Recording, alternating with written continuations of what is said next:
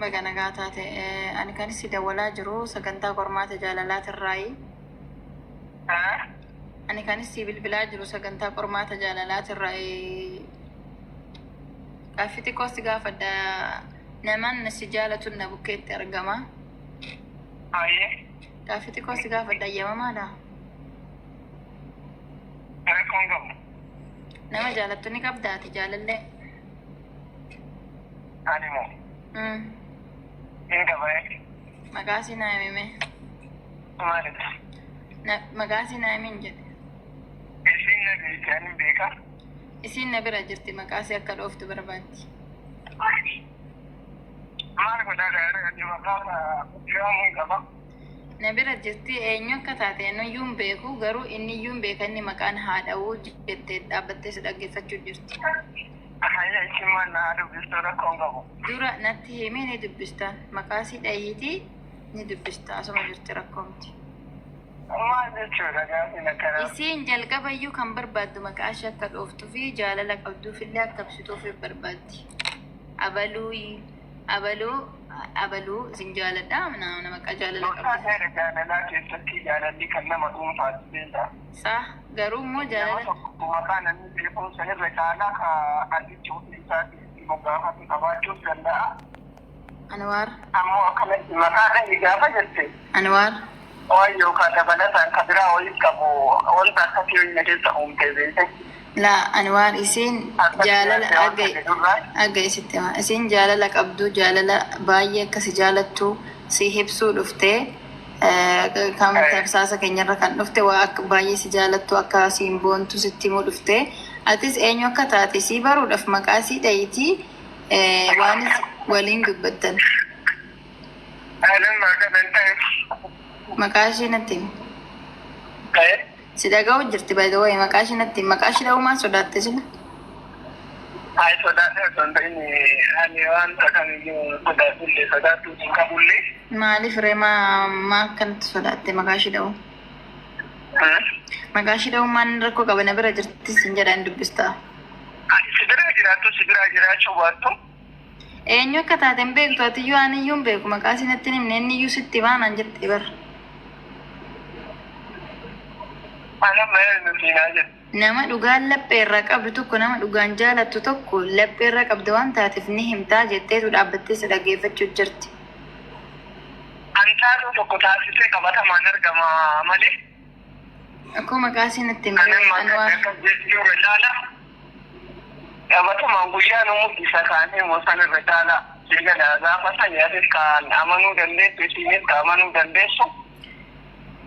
Anwaar amma maqaa ishee himtamoo as jirtiiti maqaa ishee walitti akka buutan hin barbaadu. Ani amma maqaa kiyya maaliif hin himnee jettee akka walitti hin buune. Wanta biraa shakkiin akka atamma shakkii keessa isheetti tuumaa jirta baay'ee. Gaafa maqaa ishee himu jirtu. Namni biraa hin jira jettee sakkitiree amaluma keenya kun amaluma shamaraati baay'ee. Hin jirullee jiraatus hin danda'ullee. Si shakkitiree amma maaliif maqaa ishee himuu diddee? Ishi maqaa ishee himee erga akkas shakkine feete maqaa ishee na bira jedhetti hin dubbistaa himi. Amma kana ilma dabrii digaasii kana astaayee gaafadhi. Na bira jirti dhugaa hin dubbistaa maqaa ishee natti himi. Bira jiraatti naa dubbiste maa. Eenyu akka taate heemin jedheet rakkina maalii qabda maqaa isheetirraa? Haali koo ijaarsi akkana akkasumas garree. Anwaar. Dhugaan sin jedha wallahi akkasi shakkitu gochuu jirta wallahi dhuguma sin jedha wallahi akkasi shakkitu gochuu jirta isiin siin boontee dhagaa isitti hima Anwaar dhagaa isitti hima isiin siin boontee na hubadhu dhagaa isitti hima na fichisiisi dubartii kabaji baay'ee dubartii kabaji akkasitti naasa'u jiraan dhaggeeffadhu jalqaba isiin si jaalattee isiin jaalala kee si ibsuu dhuftee itti dawwali jennaan ayyee maqaa kanatti mi jennaan inni niyyuu ni dhahaa asuman jiraa jette ergisan booda na naasofsiisan an jette erga ati dha'uu sodaatte tarii itti affartee itti qaanfatte itti saalfattee tarii immoo nama biraa qabda jettee sitti shakkii keessa ishiitti uumta jechuu jaalala ishiin si ibsuu dhufte san waan biraatitti akka hiiktu gootaatamu. Kanan mootummaa kanatti irra dabri. Walii galatti maal? Mana maadha yeroo gabaabduu keessa walitti dabalamnee immoo maali gara wanta akkana jechuu dandeettuuf. Waan si jaalattuuf jaalala si qabdu ibsuu dhufte reesitu qaanyesse malee si salphise bara si salphachise bara. Anis jaalala akkasumatti gabaati. Anis jaalala. Eenyu akka taate beektaatamu? Ammoo kan kanam tokkotti ishii taatee haa ta'u ta'uu taate fakkeenyaaf.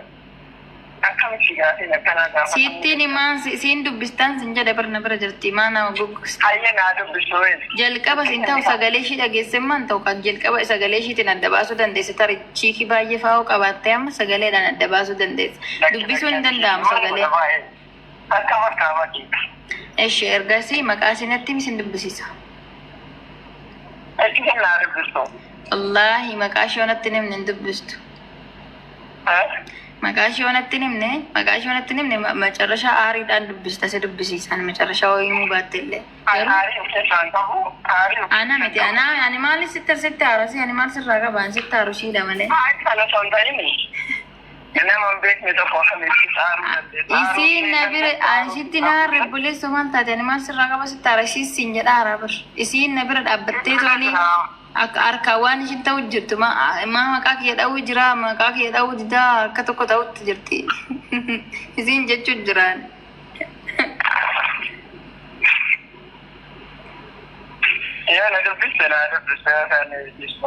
Amma gaa waan ani gaa itti gaafatamummaan qabu obboleessoon waara amma yoo wal loltan maqaa kee dha'uu didee chiikii baay'ee qabdaa kanarra dubbiyyoo dhufe ani itti gaafatamummaan qabu baay'ee.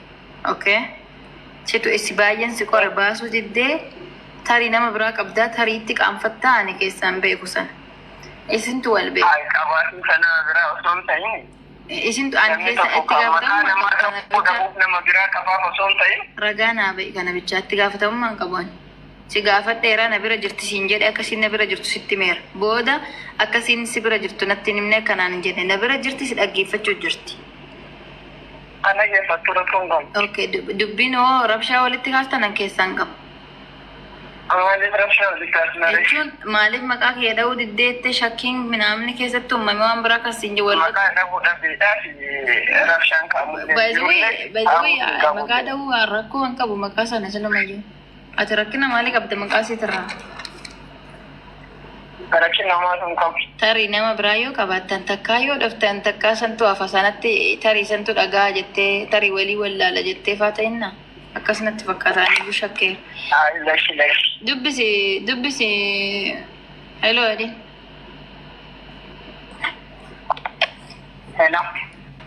Hello. Bareeddu maaliin rakkinni kee maaf nan dubbistuu nama biraa qabdaadhi ni gigin jedheeti immoo. Ciko dah dibuat jelasan? Makasih ada usaha fatih bu.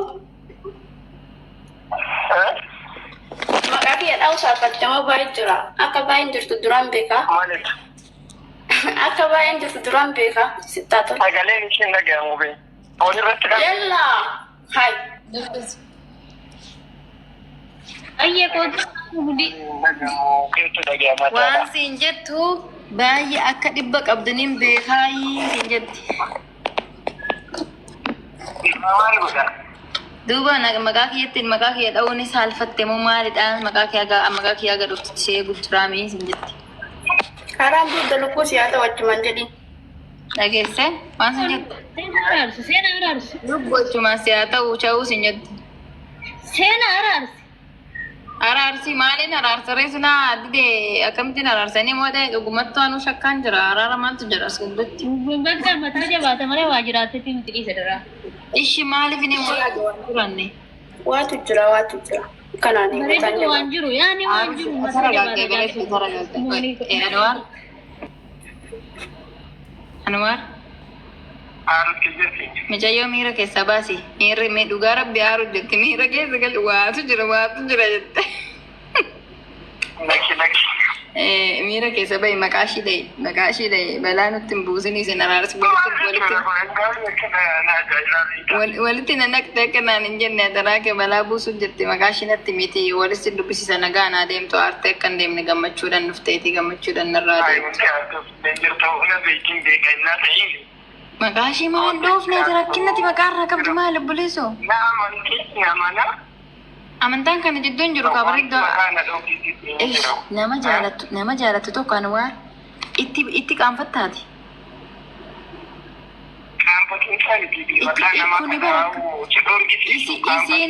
Isiin ikkoo sibira jirti bar sibira maqaa kiyyaa akka dha'uun barbaada jettee na bira dhaabbattee sagalee ka dhaga'uu jirti bar.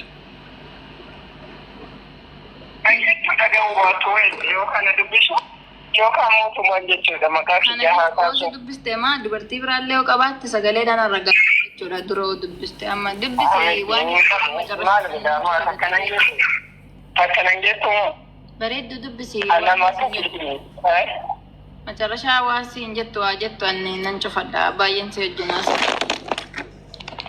bareeddu dubbisiin hello Ati meeqa qabdaliin chiikolee meeqa qabdaliin ati? Chiiki meeqa qabda siin jetti? Alaa. Takka qaba. Maqaa waamedhi. Maqaa waamii dibee kaa bareeddu maal godhu hin waamadhee barga. Atillee achi biloo kan illee asii biloo kaan faana biloo na kan kahan. Dhageesse? Maayyaa darasi no seena gudii nutti fidde wallahi hin deemee nan sodaadha. Hai maal gochuu danda'anii dha'uu dide isiin immoo Anwaar sibiloo kudhaaf wallahi. Maal godhamee maal? Maal reekaa? Anwaar. Ambulaan qabu yaaduma dide bakka dhiisa godhee. Dhugaa rabbi haaruu jirti wallahi baay'uma ta'u. Maal jechuudha maali lafa? Maqaasiidhayi dubbii ofitti fidini rabbi sodaadhu anallee balaa natti fidanaati maqaasiidhayi. Maal jedhanii balaatti itti dhufu?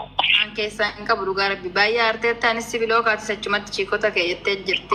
Asitti daanee maal keessaa qabdare osoo dubsaa asii ol nu barsiiste wayi. Kinoo sagalee sitti haasa'u jirti bara na keessumoo sagalee ishee. An sagalee ishee takka dhaga'aa jiru. Ayyee. Sagalee ishee dhaga'aa. Hello. Waan dubbatuufaati. Alaa. Sagaleen kee hin jiru? Beekati goota siin dhageessa silaan waar.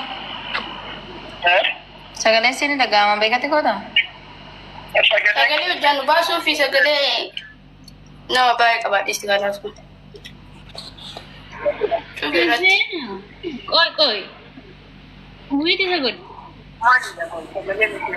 Dhageesse baay'ee qabda rakkina qabdaatii siin jechaa jirti hin dhageessu.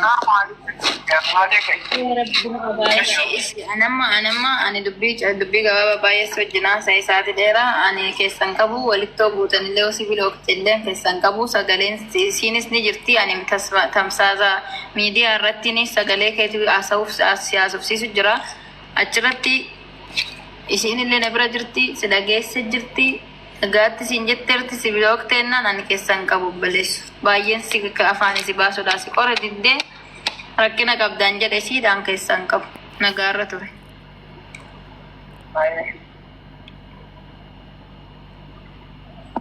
Dhageesse bareeddu. Rabbi sodaadhu. No horiirra deebi beekatu dha'uu dide ta'uun oolu tarii. Beekati fide Maal beektaa dhaquu dide? Bara isi jaalladhee natti deebi'aa man biloo gawwaan maasii. Duuba beekatu hin bilookin. Bilookin laalaa bilookin maaliif maqaa gabbeessudha yaadi malee tarii bilbila kee cufadhu deemee barbaadde oo isatti aarte bilbila kee cufadhu deeme malee isuma waggaa kophaa jirtuyyuu malsii aaraa wantoota jechoota garaagaraan jedhiniin okay dhiira kabajaa Takkaa jedhan hin beeku paalakkaa. Takkaa jedhan hin beeku. amma inni sin dhageenya jecha ammaa sana shin godhamu waan akkasiirra hin deebiin lammata tolee Sorry bareedu. kabaje inni akka bude dawwalee jira wallahi dhumni deddeebisa deemiti Sadii jaatama. Ngeetimti akkas taana.